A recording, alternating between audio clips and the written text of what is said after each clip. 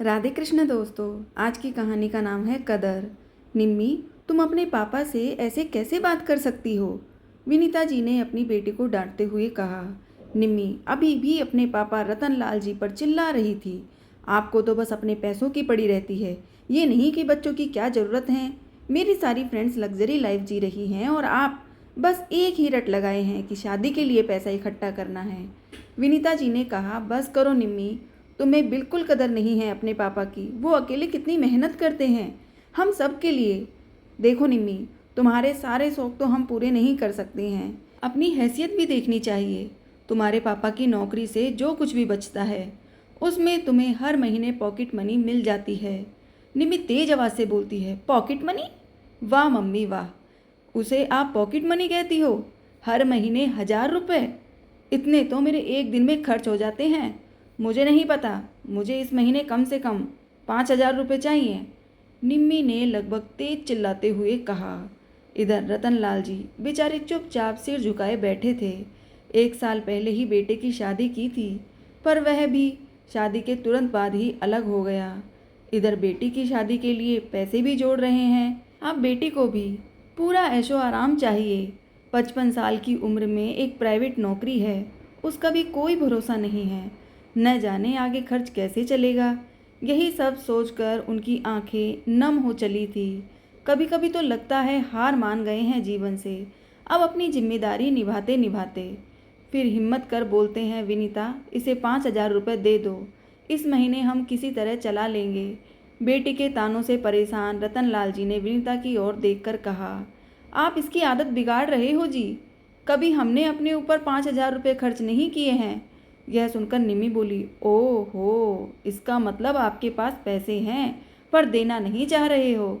लाइए जल्दी से पैसे दीजिए। निम्मी, ये कैसी बात कर रही हो? तुम्हें दिखाई नहीं देता तुम्हारे पापा एक प्राइवेट नौकरी में दिन रात एड़ियां रगड़ रहे हैं, वह भी पता नहीं कब तक चल पाएगी। बेटा है कि शादी होते ही अलग हो गया और अब बेटी को लग्जरी लाइफ जीनी है। विनीता जी ने गुस्से में कहा और अंदर चली गई। अलमारी में से 5,000 रुपये लाकर निम्मी के हाथ पर रखते हुए कहा, आज तो दे रही हूँ, लेकिन अगले महीने से कोई उम्मीद मत रखना। हम तुम्हारे ऐशो आराम के जिम्मेदार नहीं हैं। 2 वक्त की रोटी और कपड़ा मिल जाता है, वही काफ़ी है। अगर तुम्हें अपने शौक मौज पूरे करने हैं तो तुम कोई जॉब कर लो। निम्मी माँ की बात को अनसुना कर पैसे लेकर मुंह बनाते हुए घर से बाहर चली गई। विनीता जी अपने कमरे में आई और बोली, सुनो जी, कुछ अपने बारे में भी सोचो, अपने बुढ़ापे के लिए भी पैसा इकट्ठा करो। विनीता जी ने कहा तो रतनलाल जी का दर्द उमड़ पड़ा। कहाँ से करूँ इकट्ठा? सोचा था बेटा कमाने लगेगा तो कुछ सहारा देगा, लेकिन वह भी खिसक गया।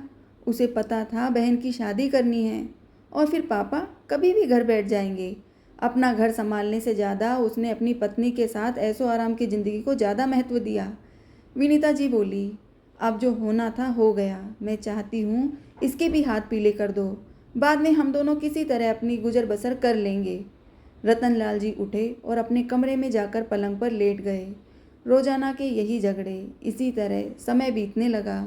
एक दिन निम्मी ने शाम को घर आकर बताया, पापा मैंने एक लड़का पसंद कर लिया है, हम सिंपल कोर्ट मैरिज करेंगे। आपने जो भी पैसे मेरी शादी के लिए जोड़े हैं वो आप मुझे दे देना।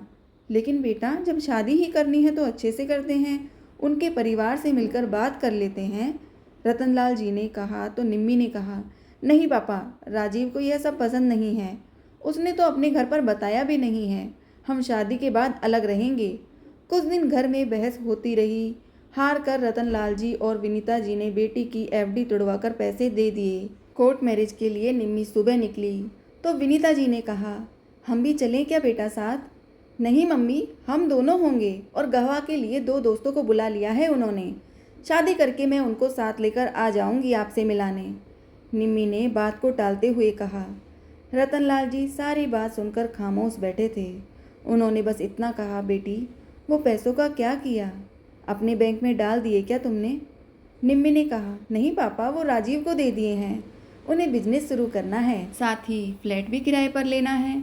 आज सब फाइनल हो जाएगा। निम्मी सज संवर कर घर से निकल गई। शाम तक बेटी के इंतजार में घर सजाकर विनीता जी इंतजार करती रही, लेकिन निम्मी नहीं आई। कई बार फ़ोन भी किया निम्मी को, लेकिन उसने फ़ोन भी नहीं उठाया। शाम को निम्मी का फ़ोन आया। क्या हुआ मम्मी, कितनी मिस कॉल आई है आपकी? विनीता जी ने कहा, वो बेटी बस यही जानना चाहती थी तुम लोग कितनी देर में आ रहे हो। नहीं मम्मी, हम नहीं आ रहे हैं।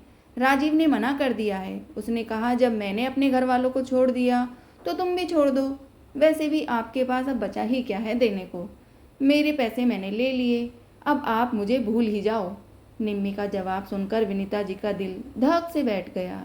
वो वहीं सोफे पर बैठ गई। रतनलाल जी ने देखा तो जल्दी से पानी लाकर उन्हें दिया। पानी पीकर उन्होंने कहा, क्या इसी दिन के लिए औलाद को पालते हैं? बच्चों की खुशियों में शामिल होने का हमें कोई हक नहीं है? क्या सारा रिश्ता बस पैसों का ही है? रतनलाल जी के पूछने पर उन्होंने सारी बात बता दी। आज उनकी बेटी की शादी थी, जिसके लिए रतनलाल जी ने पूरा जीवन एक एक पैसा जोड़ा था। आज बेटी का जवाब सुनकर दोनों गम में डूब गए। आज घर में चूल्हा भी ठंडा पड़ा था, कुछ खाने का मन ही नहीं था। दोनों ऐसे ही सो गए। सोना भी क्या, दोनों एक दूसरे से अपने आंसू छिपाए अंधेरे में रो रहे थे। एक सप्ताह ऐसे ही बीत गया। एक दिन उनका बेटा रोहित घर आया और बोला, आप लोगों ने निम्मी की शादी कर दी और मुझे बताया भी नहीं। इतना पराया कर दिया मुझे कि मैं अपनी बहन की शादी भी ना देख सका। वाह बेटा, बड़ी जल्दी याद आ गई बहन की शादी की।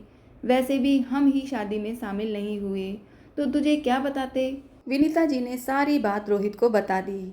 रोहित ने तुरंत निम्मी को फ़ोन मिलाया। दूसरी ओर से किसी के रोने की आवाज़ आई। भाई, मैं बहुत मुश्किल में हूँ। राजीव मुझे धोखा देकर सारे पैसे लेकर भाग गया। मम्मी पापा को बताने की हिम्मत नहीं थी। मुझे आकर ले जा, मेरे पास किराए के भी पैसे नहीं हैं। हम हनीमून के लिए शिमला आए हुए थे, होटल वालों की पेमेंट करनी है। रोहित ने सारी बात अपने मम्मी पापा को बताई और पैसों का इंतजाम करने जाने लगा तो रतनलाल जी ने कहा, रुक बेटा, पैसे हैं मेरे पास, चल हम भी साथ में चलते हैं। पता है तेरे पास भी नहीं होंगे पैसे तो। रतनलाल जी और विनीता जी, जो अब तक बेटी के व्यवहार से दुखी थे, बेटी पर मुसीबत का सुनकर उनका प्यार फिर से उमड़ पड़ा। सब कुछ भूलकर शिमला के लिए रवाना हो गए।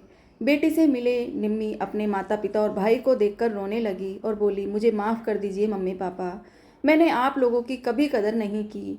मैं दुनिया की चकाचौंध और पैसों के लालच में भूल गई कि माँ बाप के अलावा कोई हमारा भला नहीं सोचता। आज मुझे समझ में आ गया है कि बाहर की दुनिया बहुत मतलबी है।